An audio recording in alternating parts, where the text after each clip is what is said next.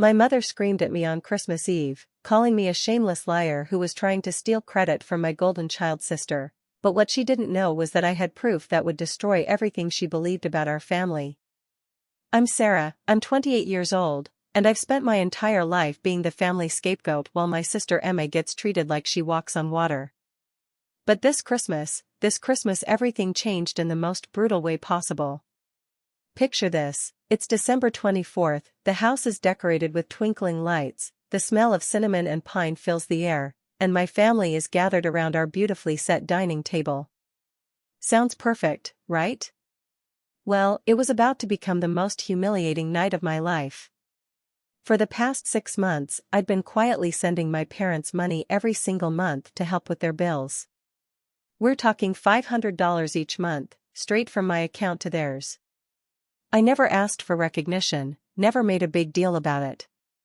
I just wanted to help because, they're my parents and they were struggling. But here's where it gets twisted. Emma had been taking all the credit for my generosity. Every single month, she'd swoop in and act like she was the one saving the day, the responsible daughter who cared about mom and dad's financial situation. And my parents? They ate it up without questioning a single thing. The confrontation started when I finally couldn't take it anymore. I was sitting there, listening to my mother praise Emma for being such a wonderful, caring daughter, and something inside me just snapped.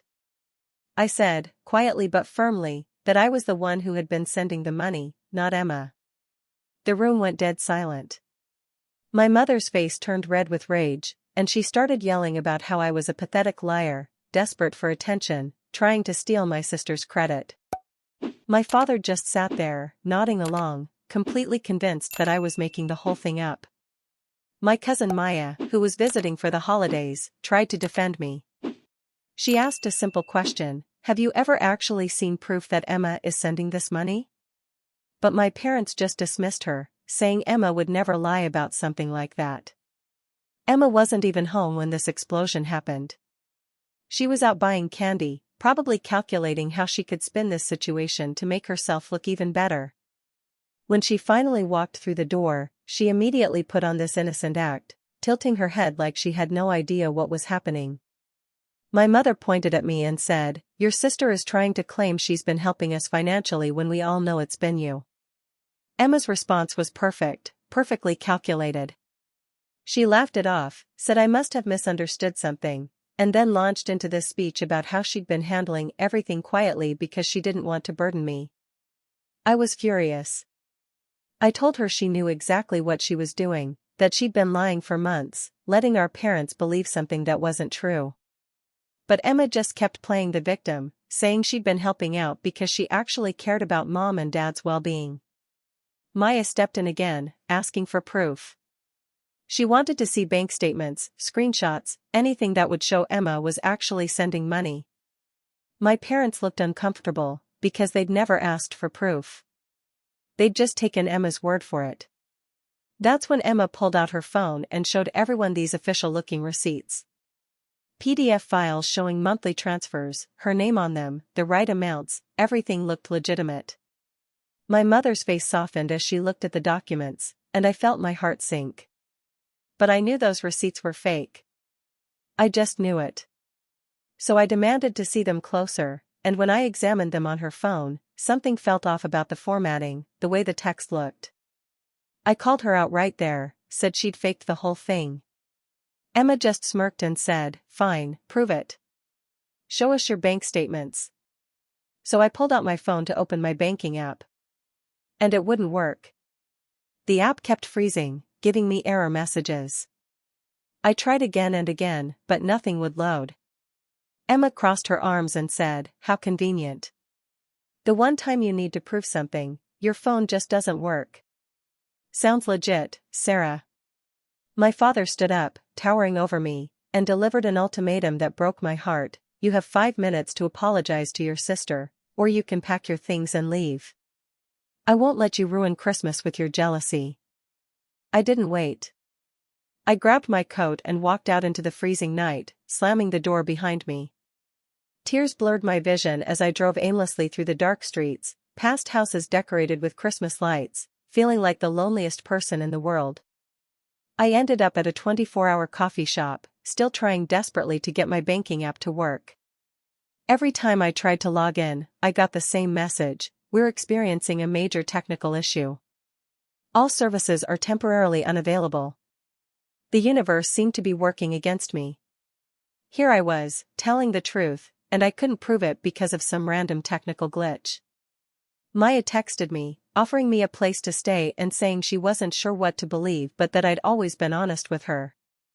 I spent the night at Maya's house, tossing and turning, knowing that tomorrow was Christmas and I'd have to face my family again if I wanted to prove my innocence.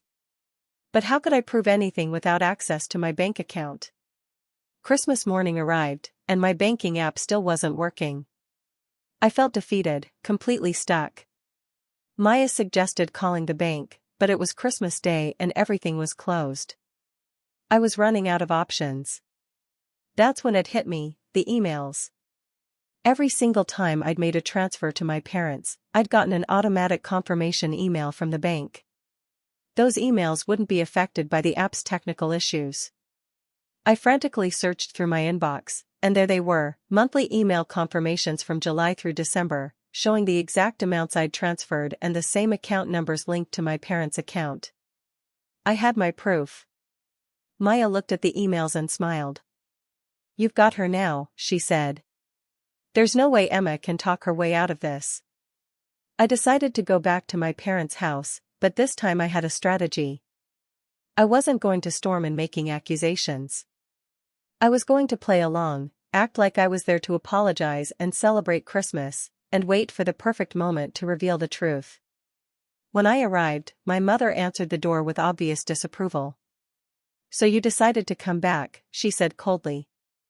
Emma was leaning against the wall, smirking, asking if I'd come to apologize. I forced myself to sound apologetic, saying I just wanted to celebrate Christmas with the family and didn't want any more drama. They let me in, probably thinking I'd finally accepted my place as the family disappointment. As the day went on, relatives started arriving. Cousins, aunts, uncles, all of them greeting me warmly, completely unaware of the storm that had happened the night before. I played along, staying quiet, waiting for my moment. During dinner, as we all sat around the table, I knew Emma couldn't resist bringing up the previous night's drama. She cleared her throat dramatically and launched into her victim performance. "I think we all need to address what happened last night," she said, her voice trembling with fake emotion. "It was really tough for me. I never thought Sarah could stoop so low as to accuse me of lying. It was honestly heartbreaking."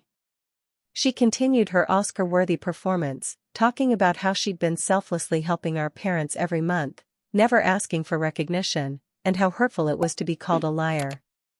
My parents nodded along, and I could see other family members starting to look at me with disapproval. "I've always tried to be there for this family," Emma continued, sending money every month to help Mom and Dad, never asking for recognition. "And for her to turn around and call me a liar in front of everyone, it's just beyond hurtful." My mother jumped in, saying Emma didn't deserve that treatment, that she'd always been the responsible one. The room filled with murmurs of agreement, and I felt the weight of their judgment pressing down on me. But this time I was ready. I stood up calmly and said, "That's enough, Emma. You've had your chance to talk. Now it's my turn." The room went quiet. Emma scoffed and rolled her eyes, but I continued. "I've been sending Mom and Dad money every month since July. I don't make fancy speeches, and I don't ask for recognition. But when Emma stood there last night claiming she was the one doing it, I couldn't stay quiet. And now I can prove it." I held up my phone, showing the email confirmations. "These are my receipts. They come directly from my bank. They show every transfer I made to Mom and Dad's account, along with the exact dates and amounts." Emma leaned back, trying to look confident. "Oh please," she said, waving me off. "Anyone can fake an email these days. You really expect everyone to believe that?" "My receipts came straight from the bank," I shot back. "They're not fake. And if you're so confident, let's check the dates." Mom, Dad, did you bother to check the transfer dates on Emma's receipts last night? Because I'll bet they don't match mine. My parents exchanged uneasy glances. My dad shifted uncomfortably. We didn't check, he admitted. We just assumed. You just assumed she was telling the truth, I finished for him. You trusted her without a second thought. But now you have a chance to see for yourselves. Let's go check your statements. You don't need banking apps for that. Emma's confident smirk started to falter, but she quickly recovered. Fine, she snapped. Let them check. I have nothing to hide. My parents hesitated, clearly uncomfortable with the idea of leaving their Christmas dinner to go to an ATM. It's Christmas, my mother said weakly. Do we really have to do this? Yes, I said firmly. We do. Reluctantly, my father grabbed his coat, and the three of us drove to the nearest ATM in tense silence. The cold night air bit at my skin as we stood there, watching my dad access his account's transaction history. Slowly, methodically, he scrolled through the dates, matching them to the email confirmations on my phone. July. August. September. October. November. December. Every single deposit showed the same source account number, and it matched mine perfectly. My mother stared at the screen, her face growing pale. It's Sarah's account, she whispered, barely audible. Every one of these transfers came from Sarah. The ride back home was suffocating. My parents sat in stunned silence, the weight of their mistake hanging heavy in the air. When we pulled into the driveway, I could see through the window that something was happening inside the house. As we walked through the front door, the conversation in the living room stopped abruptly. All eyes turned toward us, but what we saw made everything clear. Emma was by the door, frantically putting on her coat and clutching her purse. Her face was flushed, her confident smirk completely gone, replaced by panic and guilt. She looked like someone who'd been caught red-handed. Emma, my father said firmly, stepping forward. We checked the statements. Every transfer came from Sarah's account. You've been lying to us. The room erupted in gasps and whispers. Family members started gathering their things, clearly uncomfortable with the situation unfolding before them. One by one, they began making hurried excuses and heading for the door. Emma's carefully constructed facade finally cracked. She let out a bitter laugh, tears streaming down her face. Fine, she snapped, spinning around to face us. Yes, I lied. Okay? Is that what you want to hear? I lied.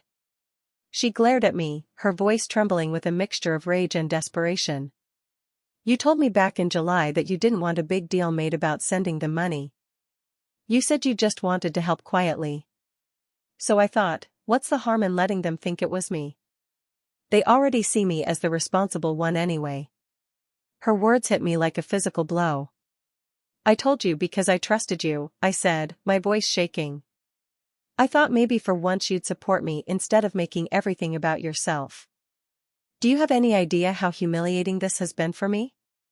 Emma's expression softened for just a moment, but then the defensiveness returned. They were never going to believe you over me anyway, Sarah, she said bitterly. I didn't think it would blow up like this. My mother stepped forward, her voice trembling. Why, Emma? Why would you do this? We would have been grateful to either of you for helping. There was no reason for this deception. Emma didn't respond. She grabbed her keys and stormed toward the door, but before leaving, she turned back one last time. You want to know the truth, she said, her voice breaking. I'm drowning in debt. Credit cards, student loans, everything. I couldn't help even if I wanted to. But I couldn't stand the thought of you being the hero for once, Sarah. I couldn't stand the thought of Mom and Dad finally seeing you as the responsible one. With that confession hanging in the air, she slammed the door behind her, leaving us all in stunned silence. The room felt heavy with the weight of truth. My parents turned to me, their faces filled with shame and regret. Sarah, my dad began, his voice heavy with emotion. We owe you an apology. A huge one. We should have listened to you, we should have asked questions, we should have. He trailed off, unable to find the words. My mother nodded, tears streaming down her face. We've treated you unfairly for so long. This whole situation, it's inexcusable. I don't know if we can ever make it up to you, but we want to try. I stood there, taking in their words, feeling a complex mix of vindication and sadness. Part of me wanted to forgive them immediately, but another part of me was still processing years of being overlooked and dismissed. I appreciate the apology, I said quietly. But this doesn't erase everything. It's going to take time to rebuild trust. Years of being treated like I was invisible, like my contributions didn't matter, that doesn't just disappear overnight. They nodded solemnly, and for the first time in my life, I felt like they truly understood the impact of their favoritism. The rest of Christmas was quiet. Most of the family had left after Emma's dramatic exit, leaving just the three of us to sit with the aftermath of destroyed illusions. We talked more that night than we had in years, really talked, about patterns that had been established since childhood, about assumptions that had never been questioned. My mother admitted that she'd always seen Emma as the one who had it all together, the one who would succeed, while she'd somehow convinced herself that I was less capable, less responsible. My father acknowledged that he'd been guilty of the same bias, always giving Emma the benefit of the doubt while questioning my motives. It wasn't the Christmas I'd hoped for, but it was honest. Raw. Real. For the first time in my life, the truth was out there, and I wasn't the villain of the story. Emma didn't come back that night, or the next day. She sent a text message eventually, saying she needed time to figure things out, that she was staying with friends. There was no real apology, no acknowledgement of the years of manipulation and credit stealing. Just an excuse about being overwhelmed and needing space. In the days that followed, I learned more about the extent of Emma's deception. She'd been taking credit for things I'd done for years, small things that I'd never bothered to correct. That time I'd organized a surprise party for my dad's birthday? Emma had somehow convinced everyone it was her idea. The thoughtful gifts I'd picked out for family members? Emma had a way of making it seem like she'd been the one who'd put thought into them. It was a pattern that had been so subtle, so consistent, that everyone had just accepted it as truth. Emma was the thoughtful one, the responsible one, the one who cared. I was just there. But now the pattern was broken. Now everyone could see what had been happening. And while it felt good to be vindicated, it also felt sad. Sad that it had taken such a dramatic confrontation to reveal the truth. Sad that my sister had been so threatened by the possibility of me being seen as capable that she'd sabotaged me for years. The banking app issue, by the way, was resolved 3 days later. Apparently, there had been a major system update that went wrong, affecting millions of customers across the country. The timing couldn't have been worse for me, but in the end, it forced me to find better proof than I would have had otherwise. Maya told me later that she'd suspected something was off about Emma's receipts the night of the confrontation, but she hadn't wanted to say anything without being sure. She'd noticed that the font looked slightly different from what she'd seen on her own bank statements, and the formatting seemed inconsistent. I wanted to believe you, she said, but Emma's performance was pretty convincing. I'm glad you found those emails. I'm glad the truth came out. The truth. It's a funny thing, isn't it? Sometimes it takes a crisis to reveal what's been hiding in plain sight. Sometimes it takes a complete breakdown of family dynamics to show everyone what's really been going on. I spent the weeks after Christmas rebuilding relationships, having honest conversations with family members who'd witnessed Emma's dramatic exit. Some of them admitted they'd always felt something was off but had never been able to put their finger on it. Others said they'd assumed I was just the less successful sister, the one who struggled more. It was humbling to realize how many people had misunderstood me, how many assumptions had been made based on Emma's careful manipulation of situations. But it was also liberating. Finally, I could stop trying to prove myself against a rigged system. My parents and I are still working on rebuilding trust. They've made genuine efforts to include me in family decisions, to ask for my input, to recognize my contributions. It's not perfect, and old patterns sometimes resurface, but there's awareness now that wasn't there before. Emma and I haven't really reconciled. She's reached out a few times, usually when she needs something or when family events are coming up. Her messages are typically some variation of "I hope we can move past this" or "I never meant for things to get so complicated." But there's never been a real acknowledgement of the years of manipulation, never been a genuine apology for the systematic way she undermined my relationships with our parents. I've learned that sometimes people aren't capable of taking responsibility for their actions, especially when those actions reveal something ugly about who they are. Emma built her identity around being the golden child, the successful one, the one everyone could count on. Admitting that she'd been stealing credit from me for years would mean admitting that her entire self-image was built on a lie. The most interesting part of this whole experience has been watching how other family members have started to re-evaluate their own memories.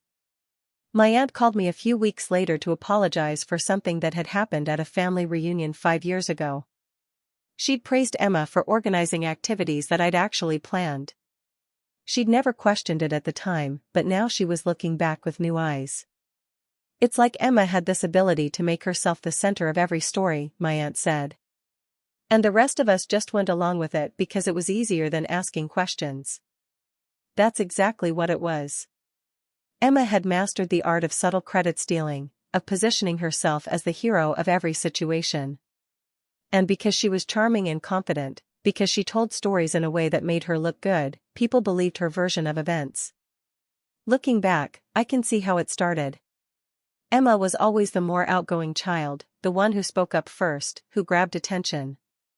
When we were kids, if we'd both worked on a project together, she'd be the one to present it to our parents.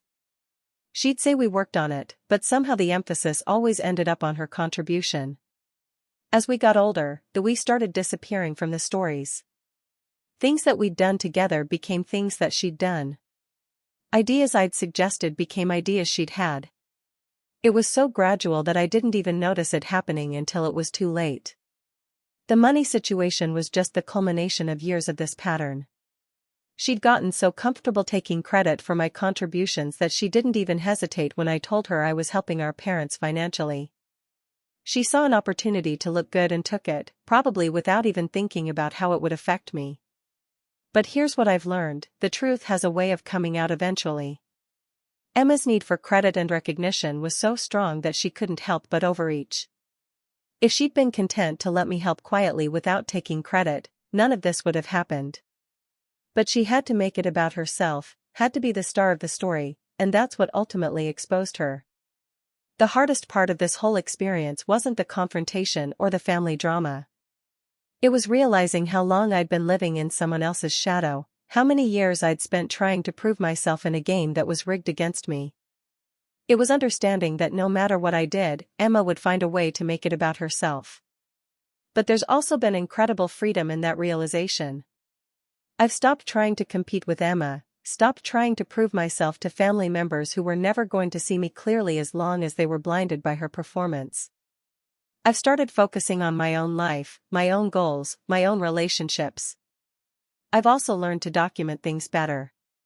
Not because I'm paranoid, but because I've realized that some people will rewrite history to suit their needs. Those email confirmations saved me, but I shouldn't have needed saving in the first place. Now I'm more careful about protecting my own narrative. The banking app incident taught me another valuable lesson: sometimes the universe seems to be working against you, but there's usually another way to prove your point. If I'd given up when the app wouldn't work, if I'd accepted defeat and apologized like my father demanded, Emma would have gotten away with it. But I kept looking for alternatives, kept fighting for the truth, and eventually found a way to prove my case. It's been almost a year since that Christmas Eve confrontation, and I'm still processing everything that happened. Family dynamics that took decades to establish don't change overnight. But there's been real progress, real acknowledgement of past mistakes, real effort to do better. And Emma? She's still Emma.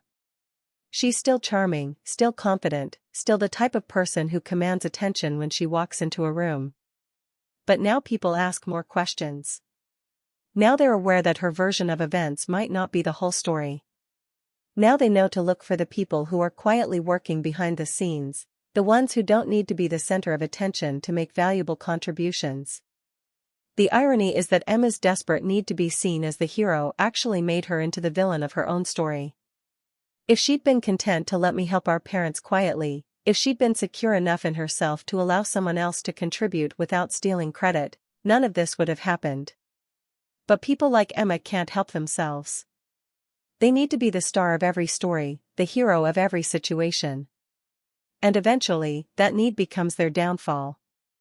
I'm grateful for that Christmas Eve confrontation now, even though it was painful at the time. It forced everyone to see the truth, to acknowledge patterns that had been hiding in plain sight for years. It gave me back my voice, my agency, my right to be recognized for my own contributions. Most importantly, it taught me that standing up for yourself isn't selfish or wrong, even when it makes other people uncomfortable. Sometimes the truth is messy and painful and destroys comfortable illusions. But it's still the truth, and it's still worth fighting for. So if you're living in someone else's shadow, if you're dealing with a family member who takes credit for your work, if you're struggling with a dynamic that makes you feel invisible, know that you're not alone. Know that the truth has a way of coming out eventually. And know that you deserve to be seen and recognized for who you really are and what you actually contribute. Sometimes it takes a crisis to reveal the truth, but when it does, it's worth every uncomfortable moment that follows. What's your experience with family dynamics like these? Have you ever dealt with someone who consistently takes credit for your work? Share your story in the comments below, and don't forget to subscribe for more real-life stories that will make you question everything you thought you knew about family relationships.